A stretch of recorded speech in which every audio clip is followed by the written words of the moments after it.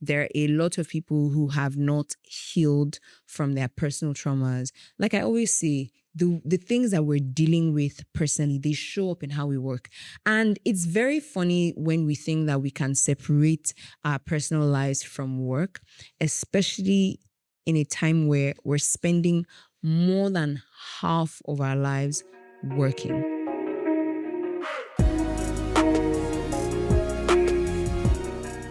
How are you guys doing? How's everyone doing?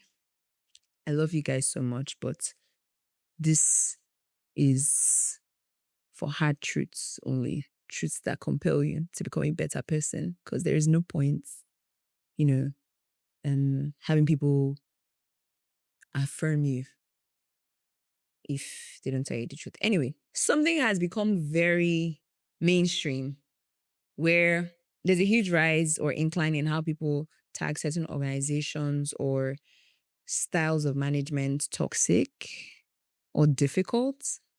And I want us to really unpack that because there's always so much to unpack. The first thing is that when we come into the workspace, it's worth knowing that things will not always be ideal. I think that sometimes we think that work is some kind of utopia. And I get it because there's a lot of the work you do that you feel like you want to be connected to your purpose and you want every place or person or team or colleague that you work with to match that image of a fairy tale of you loving your job and loving every single thing about it or loving the business that you're building. I'm happy for you if that has been your path. I do think that there are people who go through life enjoying such privileges and luxuries, but it's also a reality that there would just be places and things and modes of operation that are different from what we've always imagined, or maybe even things we've experienced before. We hope that somehow they would keep replicating themselves when we go from one job to another, one business or one company to another. We want it all to feel the same, but that is not the case. I've seen that a lot of times when we experience things that are different from what we know, we tend to feel this discomfort. And sometimes that discomfort leads us to tagging things and people as toxic or difficult. But is a person, for example, the founder or your manager or your boss, are they really difficult to deal with? Or are they just challenging a part of you that has settled for mediocrity for so long and you've never been in a situation or an environment where you had the opportunity for that to be called out? Are they really difficult, or are they finally presenting you with a mirror where you can see how subpar your performance or your approach to certain things have been? It is worth asking yourself this question first. Every single time when it feels like your brain just goes off and you're like, this person is difficult. Yes, sometimes you would immediately be right, but sometimes it is worth taking a step back to ask, like, okay, what is the case here? Now, if you do discover that this is indeed a difficult person to deal with, a difficult leader, a difficult manager, or maybe even a difficult employee, but I want to keep it from top to bottom this time because of the dynamic, right? If you do discover that they are indeed difficult to deal with, this is now where it gets tricky for a lot of us. They usually just up and leave, which is fine. I think leaving is a great choice. And maybe we can talk about how to leave gracefully, but I want to really sit with those of us who choose to stay. Now, the first thing to know is that there's only two choices. You're either staying or you're leaving. And if you do decide to stay, you cannot be someone who has made the decision to stay somewhere and still constantly participate in condemnation of that team, of that organization, of that boss. Not because you wouldn't be right by doing so, but because you are going to be creating even more and more blocks in your head, in your mind. You're going to be creating more limitations to actually doing what you then need to do. You will always find a reason to then do something in the wrong way or in a way that is not excellent and attribute it to how difficult your manager is to deal with. You would tell yourself that it's not going to matter anyway if you did something or showed up excellently because they're probably not going to acknowledge it. But I want you to see how that is giving the entire power to the other person. And we are aware of this giving of power or externalizing when it comes to personal relationships, but we do it a lot with work. We always find the easiest ways out, the easiest reasons to drop the ball, and we find ways to justify it. The moment you decide to stay, you cannot keep complaining. You cannot allow yourself to be turned into a person that deep down you truly aren't.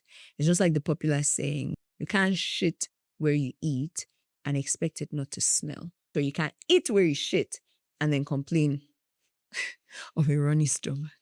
So if you have decided to stay somewhere where it's genuinely difficult, I want you to know that the onus is still on you to show up diligently, to give it your best shot, to treat it in the same way that you would treat things, tasks, responsibilities when you have a team or a manager who truly does care about your growth and development and does so in the kindest ways.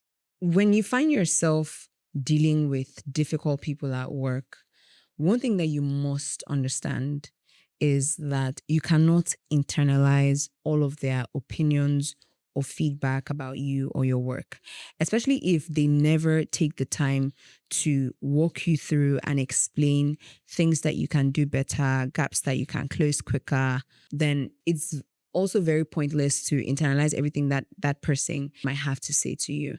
And I know that it's hard because in work settings, you do need feedback. It helps, especially when you keep the feedback secular and everyone knows what needs to be done to improve A, B, C, D, X, Y, Z at different points in time, but you cannot internalize it. There are a lot of people who have not healed from their personal traumas. Like I always say, the things that we're dealing with personally, they show up in how we work. And it's very funny when we think that we can separate our personal lives from work, especially in a time where we're spending more than half of our lives working. This is really not about 48 laws of power or always trying to be on the higher end. It's just about making sure that just because you've decided to stick through a difficult situation doesn't mean that you should allow yourself to be broken by it. And that brings me to my next point. When you choose to stay, you need to back that choice up with a conviction on why you're staying. Don't just stay so that you can become this hero who survived a nasty boss or manager. You have to stay because there are reasons for you to remain there. You have to stay because there are still things that you need to achieve. There's already progress that you've made that you need to see through till the end.